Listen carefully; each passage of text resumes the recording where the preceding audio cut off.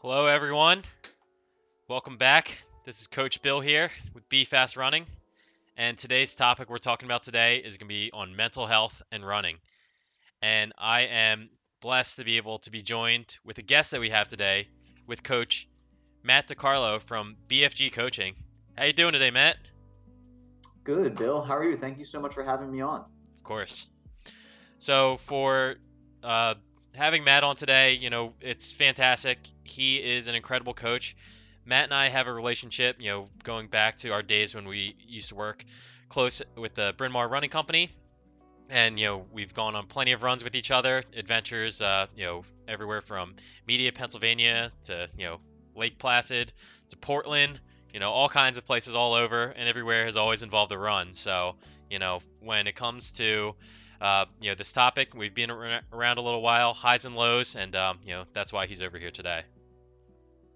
So Matt, what's your background with coaching and a little bit maybe about your running as well? Yeah, so I started running when I was very young. Ran all through high school, all through college. I ran locally in Philly, um, D3 at Widener University. I ran the cross country indoor and outdoor track teams all 4 years, and then continued that running after college, and then kind of transitioned a little bit into doing more multi-sport events like triathlon. Um, I actually started out doing duathlon, which is a run, bike, run format, and then got into triathlon, and then kind of transitioned to that into coaching. Went into business with another fellow coach in Philadelphia in 2013, and then kind of branched off and did my own thing when I moved to Portland, Oregon, in 2018, and I've been coaching ever since. I've I've done a couple marathons. I've done a couple 70.3 triathlons, a lot of sprint distance and 5K races and things like that as well. So um, that's a little bit about me. The resume is huge, and I love it, and I love having you as a friend. And everything that Matt and I have talked about, and what I've shared with myself as a coach, it's very important that we start this conversation by mentioning that Matt and I are not mental health professionals. A lot of what you'll be hearing from what we talk about in today's session will be referencing different articles that have been written and also sharing our own testimonials. The resources that exist that we'll be sharing at the end of our session that we have today are great resources that you can go ahead and utilize, but seeking mental health, professional assistance is always going to be paramount, as opposed to just, listening over to this advice. We're just, trying to go ahead and start a conversation and just make sure that we're addressing this, especially during these challenging times. And that's kind of the whole purpose of how we're like getting into this, Matt. We've talked about this, off of camera about how during this time it's an incredibly stressful period for so many different things that don't need to be said. So just running in mental health, going hand in hand, something to be able to think on, have as like a good resource for people. So let's go ahead and get into Matt. Talking about first, like when we look at mental health, all the different great things that running can help and assist with. So I have this graphic up over here, and we have a couple of the different things that it's being listed. Reduce stress levels, increase energy levels, reduce depression, increase mood, reduce anxiety, increase self-esteem, improve sleep, increase confidence, boosting your brain power, and just increasing your overall well-being. So that's a lot of things that running can help, with the benefit, on your mental health. Yeah, absolutely. I mean, when as a coach, Bill, I'm sure that you have the same approach, but I always try to think about an athlete that I'm working with as a whole person, right? No athlete that you or I work with is a robot. We don't exist in a vacuum. The only thing in our lives is not running. And it's important to coach a whole person as opposed to just a run. And exercise in general, running in particular, can be a great way to, as you just mentioned, boost your mood, improve your memory, um, things like that. But it's not a cure all, especially when it pertains to mental health. It is definitely a part of the equation, though. Absolutely. So, one of the quotes that we pulled from an article from Hopkins Medicine. So, exercise increases the levels of endocannabinoids in the bloodstream. As Lyndon, the man who wrote this article, explains, unlike endorphins, endocannabinoids can move easily through the cellular barrier separating the bloodstream from the brain, where these mood improving neuromodulators promote short term psychoactive effects such as reducing anxiety and feelings of calm. So, hey, Coach Matt, can you break that down for us a little bit in terms of, running and mental health, the physiological, benefits there? Yeah, I mean, again, I'm not a biologist, but all of those components and the things that occur as part of your run or of, in my case, an athlete's bike ride or a swim, are all things that just reinforce um, positive relationships between the mind and the body. Um, a lot of times, a run can be a really beneficial thing to either prepare for or reflect on a more traditional therapy session, because of all of those positive benefits that you just mentioned. Thank you for clearing that up. A lot of definitely, terms over in there that, aren't for the lay individual. But as you said, yeah, a lot of those things, just, reinforce that, running is going to go ahead and create a positive relationship with both the mind and the body, which is very important. So when we're talking about all these things, we've always talked about like the positive things. People always talk about running is great for mental health. One of the things that we wanted to go ahead and bring up as well, and very important, referencing another article that we were able to go ahead and look at, was talking about referencing the idea that running is great for mental health and supporting it, but it is not the end all be all when it comes to helping out with your mental health. So what we're talking about over here is how there are greater issues that exist in the mind that running just cannot handle. So we just wanted to go ahead and be able to touch on that as well, with one of these quotes that we have from this article in Trail Runner Mag. And reading this quote, if someone said they were signing up for an ultra marathon or a race as a means of treating a painful toothache, hopefully you'd recommend that person to a good dentist. Equating ultra running or running in general with treatment can send the message that mental illness is not real, implying that mental illness is just something you could run off, downplays its legitimacy. You wouldn't treat the flu with running, so why treat mental illness as any less real? And another quote to go ahead and support that as well, exercise can be used as an avoidance strategy used to escape pain, anxiety, trauma, family, or relationship dysfunction as a myriad of other and a myriad of other issues. Pay attention to the why behind your pursuit to make sure it's healthy. Is this run a way of connecting with others, sitting with your emotions, or is it means to escape or even punish yourself? If it's the latter, you're not alone, but there's a lot of hope. So, that really rings to me because for myself, I haven't been diagnosed with um, any disorders, any like mental health, issues, but I can definitely relate to, some of those things and knowing that, running can't just like, help cure everything. But Matt, you talked about like, this article and something that stuck out to you over here. Yeah, I think that, as I mentioned before, the thing that stuck out to me is you actually mentioned in the quote is thinking about the why behind your pursuit. So whether that's the run or the ride or whatever it is, um, understanding and objectively assessing why you're doing what you're doing so that you can identify whether it maybe is a healthy thing or an unhealthy thing is really important. And it's even more important to be honest with yourself about that answer.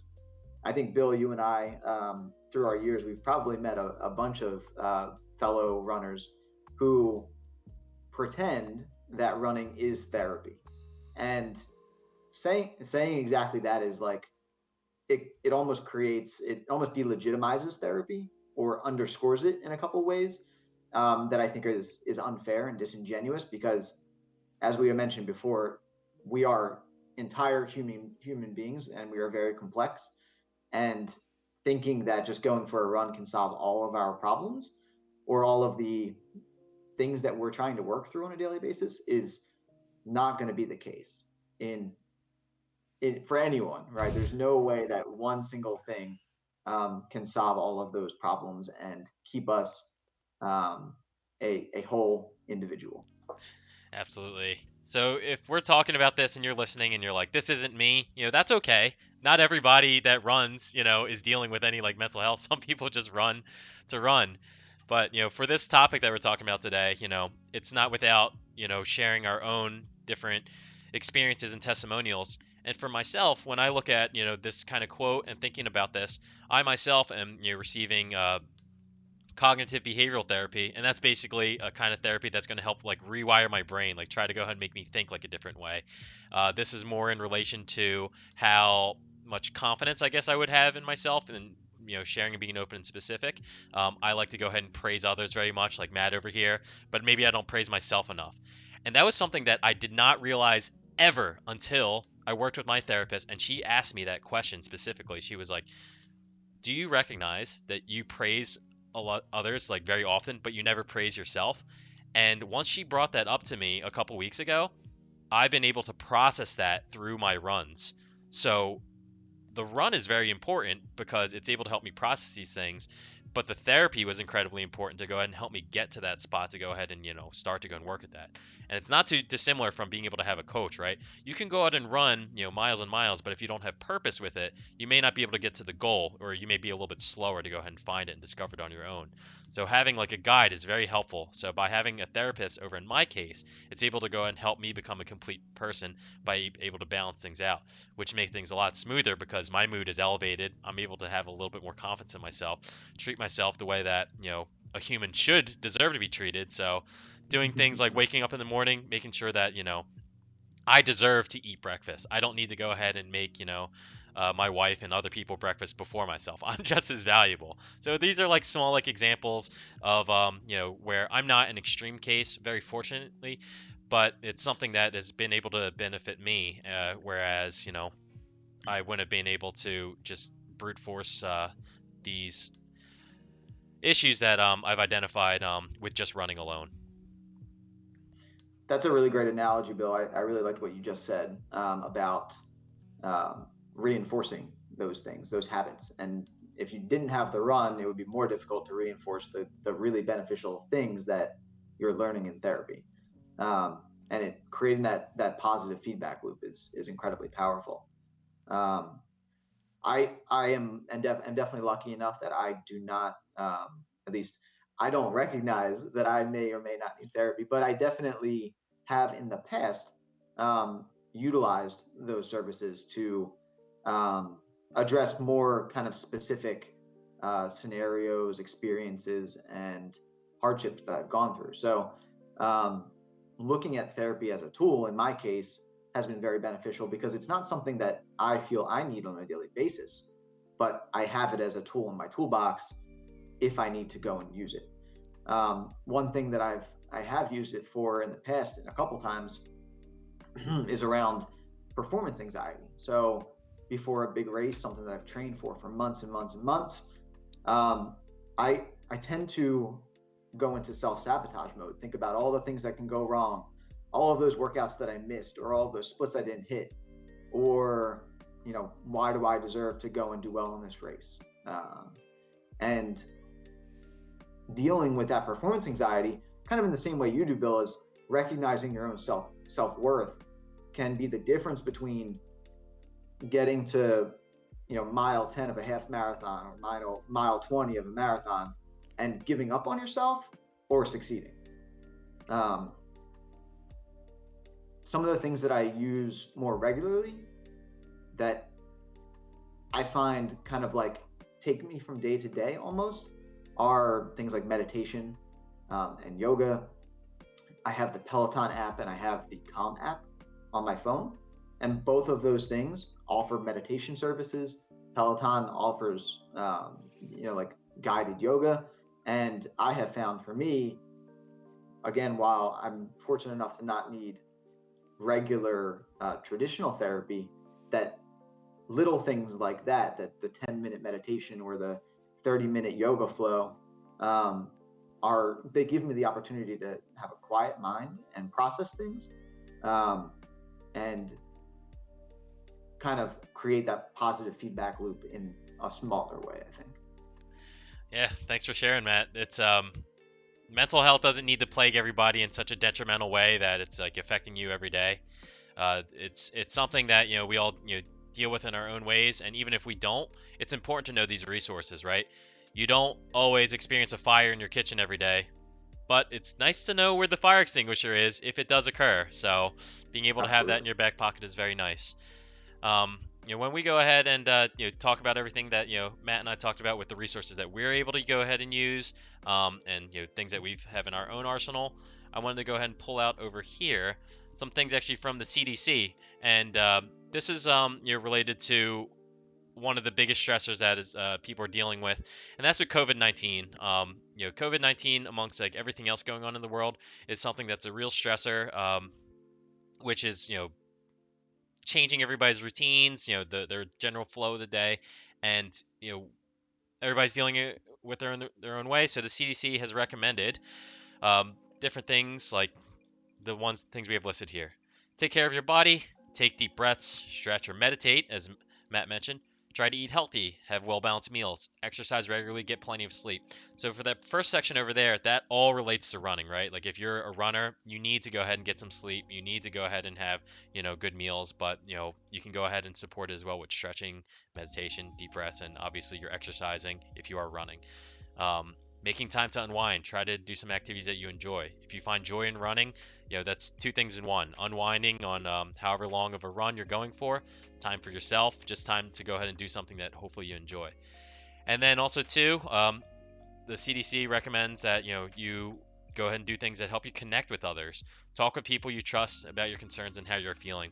And the running community is a beautiful uh, just like entity that exists, and this is a great time to go ahead and shout out over here our supporting stores with the Running Place out in Newtown Square, Scranton Running Company in Scranton, Pennsylvania, Bryn Mawr with 4 locations in Bryn Mawr, Media, Westchester, and Emmaus, and Philadelphia Runner with 5 locations, Center City, University City, Glen Mills, Manioc, and the King of Prussia Mall. And I got to mention all of them because all of the stores have their own little communities. Like, Bryn Mawr is way different from Media, and it's way different from Westchester, way different from Emmaus, and everybody else's communities as well. So wherever you're closest to, if you haven't already gotten in touch with these different stores and their communities, if you're looking for a little bit of connection, like these guys are incredibly inclusive. Like I said, Matt and I came from the Bryn Mawr locations. We love it there. If it wasn't, for COVID right now, we'd be looking forward to, maybe the summer and running the Media 5 mile race and having a good party after. But we got to get through COVID first. Miss the good old days of the media store for sure. So that was from the CDC. So we'll go ahead and start to go ahead and wrap up our discussion over here with a couple mental health resources that Matt was able to pull for us. So I'll go ahead and read these out over here and let Matt be able to talk to them. So as we mentioned before, being able to seek mental health therapists, being able to go ahead and utilize a professional is great, but not everybody has access to those resources. So if you don't, using if traditional mental health resources are not available to you for financial reasons, here are some other options available. First, local social services may be provided for free or low cost services in your area. Also, too, the National Alliance on Mental Health Illness, we have the number listed below here. Also, too, if you're over at a college or university, there's a sliding scale that they're usually able to provide for those services since you belong to that institution. And there's plenty of nonprofit organizations as well. And last, Matt lists that there's other resources and different literature that you can read from different people's testimonials in combination with how they've been able to deal with running and combine it with mental health, similar to how Matt and I have talked with our own brief testimonials. But there's Bravey by Alexi Pappas and Strong by Kara Goucher. So Matt, if you want to go ahead and send us home with talking about these available resources. Yeah, so many people aren't really fortunate enough to have insurance that pays for mental health services or significantly reduces the cost. But luckily, the vast majority of your local governments will have some sort of social services building or phone number that you can call. You can just kind of go online and Google for your local social services office and find the closest facility to you. And the vast majority of those social services, behavioral health services, locations will offer free or extremely low cost mental health services for you. Obviously, the National Alliance on Mental Illness, um, is a free toll free number you can call anytime for any reason, and they will provide really great service for totally free of charge. Um, the colleges and universities is actually interesting because if it's a public college or university, the vast majority of the time, the sliding scale services offered by those institutions are either free or low cost for the public as well, not just for students. Wow. So that's a really, really valuable tool. If you live in the Delaware Valley, you are probably within a stone's throw of a public college or university that you can lean on there. And then nonprofit organizations vary from location to location, obviously. But again, hopefully a quick Google search will identify some of those nonprofits that maybe offer mental health services for a fraction of the cost of other places. Um, both the both the books that are mentioned here, Bravey and Strong, are really honest and vulnerable kind of accounts of two elite runners' experiences with mental health and the way that they've navigated it, the ups and the downs. And so they're great. Again, not professional services, but just great anecdotes and reflections for all of us to see how um, people who intersect running and mental health have navigated those things. Um, and then the other two resources I just want to again peg are applications that you can get on your phone: Peloton, Calm, Headspace. A lot of those, while they don't offer mental health services, will offer meditation, yoga, things like that, kind of guided for you, that I have found very valuable.